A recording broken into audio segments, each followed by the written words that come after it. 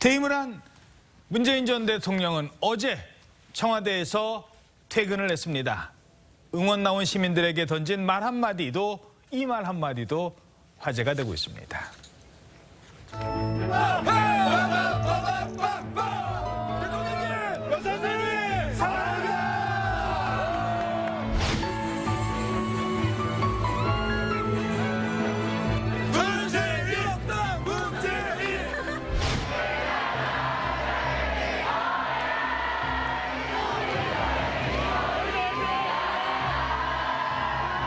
여러분 고맙습니다.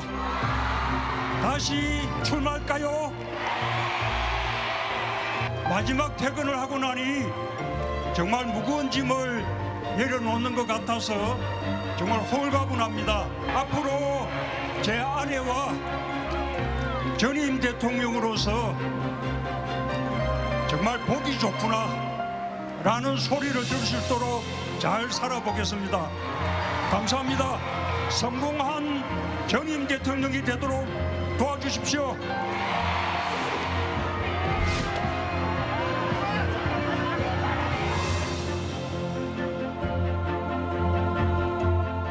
네, 물론 농담 반이겠습니다만 다시 출마할까요? 라고 했어요. 다시 출마할 수 있습니까? 없죠. 우리나라는 헌법에 5년 단임제로 박았습니다. 그렇기 때문에 불가능한데도 불구하고 이렇게 이야기하는 건 어떻게 지금 동영상으로도 보시겠지만 분위기가 뜨거웠어요.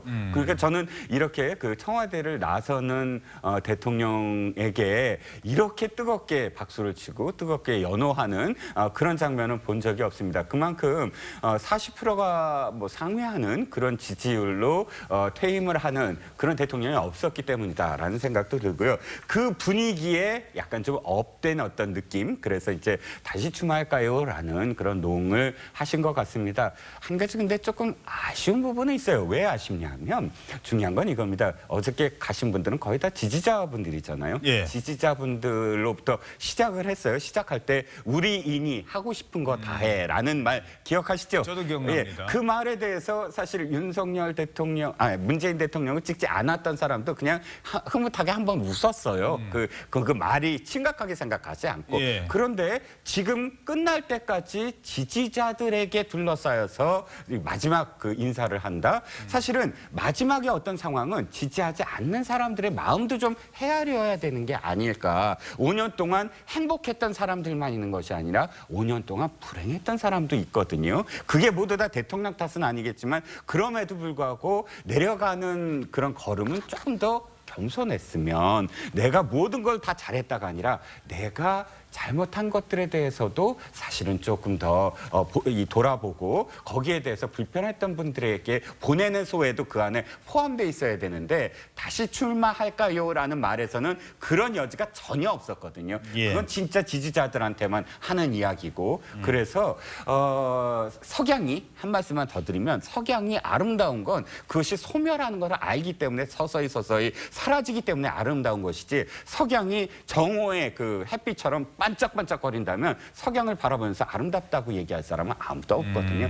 그 빛을 잃어갈 때를 알기 때문에 서서히 빛을 잃어가서 그 아름다움에 대해서 돌아보는 것. 그것이 떠날 때를 아는 자의 뒷모습이 아름답다라고 표현하는 것입니다. 그래서 목소리를 높이시는 것도 분위기에 취하신 것도 40%가 넘는 지지율에 정말 행복해 하시는 것도 좋지만 진짜 지지하지 않는 분들의 마음도 조금은 헤아리시라라는 말씀을 드리고 싶습니다. 문재인 전 대통령은 임기 종료 직전 국민들에게 보내는 마지막 메시지를 공개했습니다. 이제 홀가분하게 제자리로 돌아갑니다. 그동안 받았던 많은 사랑과 고마움을 잊지 않겠습니다. 국민들과 함께 이뤄낸 많은 일을 기억하며 대한민국의 새로운 시작을 마음으로 응원하겠습니다. 함께 나이 드는 아내와 함께 원래 있었던 남쪽 시골로 돌아가 노을처럼 잘 살아보겠습니다. 자, 원래 대통령은 따로 취임식이라는 게 그동안은 없었던 것 같은데 처음으로 열린 퇴임식 퇴임식이라는 게 그동안 따로 없었는데 어제 대통령 퇴임식에서 이런 얘기를 했습니다. 성공한 전임 대통령이 되도록 도와달라.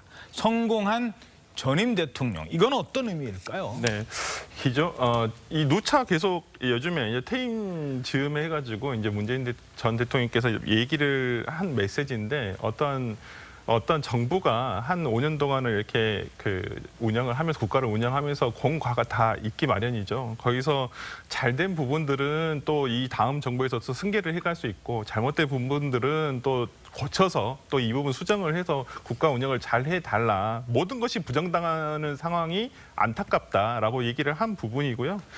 이 부분에 대해서 본인이 항상 누차 밝혔다시피 조용하게 정말 평범한 시민 한 사람으로 돌아가겠다. 그래서 문재인 대통령께서 운영했던 5년 동안의 어떤 좋은 점들 또 그 평가를 좋게 받아야 되는 부분들 이런 점 등이 계속 또 승계가 될 수 있고 그것이 또 대한민국에 도움이 될 수 있는 국익에 도움이 될 수 있는 방향으로 해 달라라는 어떤 그런 메시지가 아닌가 싶습니다. 성공한 전임 대통령이 되려면 어떻게 해야 될까요?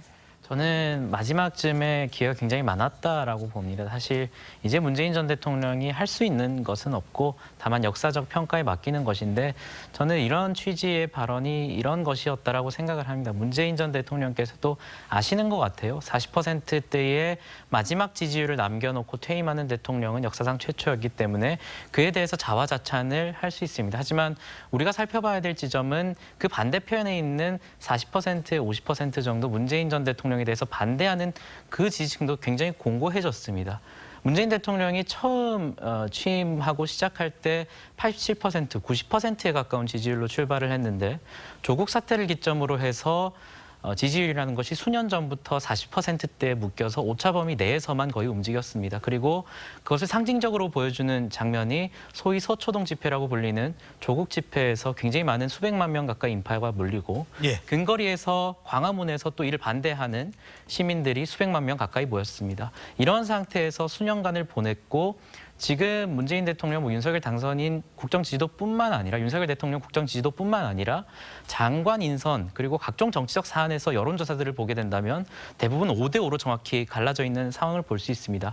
문재인 대통령 입장에서는 억울할 수도 있습니다. 그러나 문재인 대통령은 대통령 입장에서 대통령을 지냈던 분의 입장으로서 마지막 적어도 퇴임 연설에서 특히나 부동산 문제로 고통받았던 서민들 그리고 특히나 코로나 문제에 있어서 가장 고통받았던 소상공인 분들에게 진심으로 죄송하다라는 말 한마디만 섞여 있었다면 저는 그 공고한 반대의 정서 50%도 조금은 녹아들 수 있었다라고 생각을 했는데 그러한 것들을 찾아볼 수 없었고 이 이전에 있었던 한 방송사와의 앵커와의 대담 그리고 그 이전에 있었던 국민과의 간담회에서도 사실 죄송하다라는 표현 그리고 송구스럽다는 표현은 거의 찾아볼 수 없어서 이런 지점에서 앞으로 성공한 퇴임 대통령으로 남겨달라는 부분은 역사적 평가에만 맡겨야 되는 부분이 됐다고 봅니다.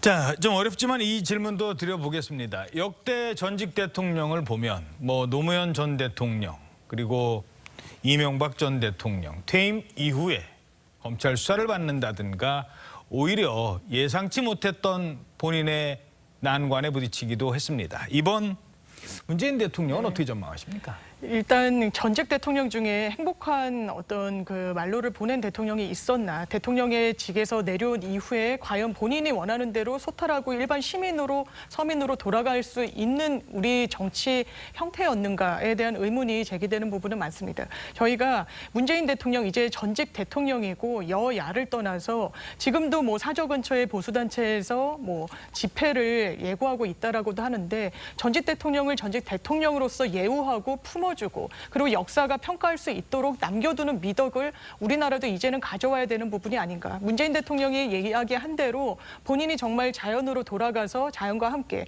그리고 간간히 시민들과 함께 대화하는 그런 문화를 우리도 이제는 만들 때가 되지 않았나라는 생각이 좀 듭니다. 예. 자, 아까 위원님 말씀하신 대로 해는 졌고 또 다른 해가 오늘부터 떴습니다. 자, 윤석열 정부 오늘부터 데이 1 첫날인데 앞으로 야당과의 공조, 지금 여소야대 형국입니다. 국무총리 하나도 제대로 지금 출범시키지 못하는데 임명하지 못한 상태로 시작을 했습니다. 장관은 어떻게 될지 모릅니다. 지금 차관들로 일하고 있습니다.